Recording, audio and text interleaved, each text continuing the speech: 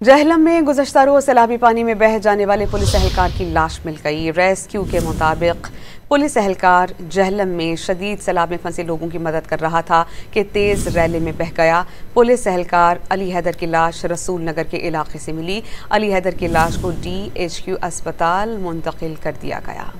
जहलम में गुज़श्ता रोज़ सैलाबी पानी में बह जाने वाले पुलिस एहलकार की लाश मिल गई। रेस्क्यू के मुताबिक पुलिस एहलकार जहलम में शदीद सैलाब में फंसे लोगों की मदद कर रहा था कि तेज़ रैली में बह गया।